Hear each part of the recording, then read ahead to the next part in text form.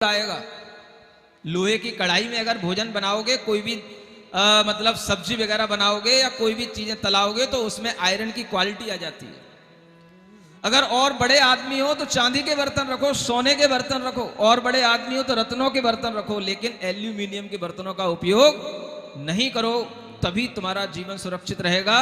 अनेक लोग शाकाहार कर रहे हैं, व्रत संयम का पालन कर रहे हैं, लेकिन फिर भी कहते हैं कि हमारे घर में इनको कैंसर हो गया, इनको ये बीमारी हो गई। क्यों हो गया? ये बीमारियों का बहुत बड़ा कारण है। ऐसे बर्तन जो हमारे जीवन को अच्छा बनाएं, हमें स्वस्थ बना करके रखें, ऐसे बर्तनों का उपयोग करना सीखें। और इसी प्रकार के बर्तनों का उपयोग करके आपको साधु संतों के लिए भी भोजन देने की चेष्टा करनी चाहिए। समझ आ रहा है? जियो और, लेकिन तुम लोग क्या करते हो? मरो और, ऐसा तो नहीं करोगे? समझदार हो, सोचने की कोशिश करना। जो हमें नैसर्प नाम की निधि होती है वह इस तरह के सुंदर सुंदर अच्छे स्वास्थ्यकारी बर्तनों को देती है। कौन सी निधि? नैसर्प निधि। समझ आ रहा है?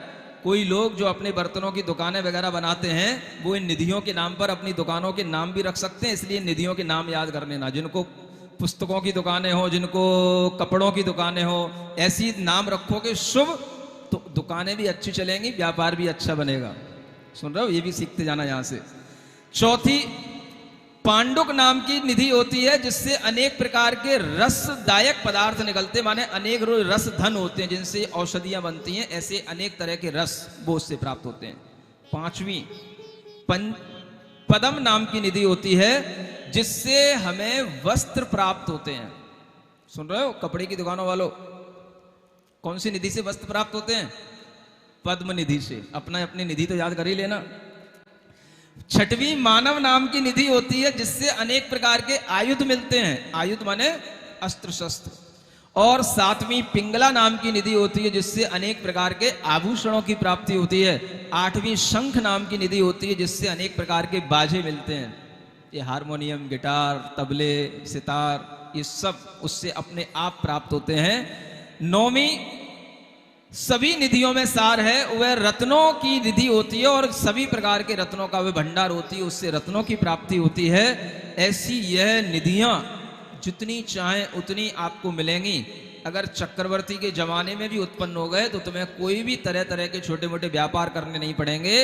अपने आप उन निधियों के माध्यम से सारी प्रजा को सुख मिलता है, क्योंकि ये निधियां 8 योजन ऊंचाई और 9 योजन विस्तार वाली बड़ी बड़ी गाड़ियां होती हैं, जो कभी भी खाली नहीं हो सकती हैं और देवों से रक्षित होती हैं।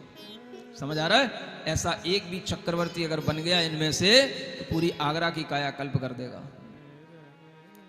सुन रहे हो? आज से संकल्प करो कि मैं बाबर, हुमायूं और जहांगीर नहीं बनूंगा, मैं चक्रवर्ती जैसी पुण्य की संपदा को प्राप्त करने वाला महापुरुष बनूंगा।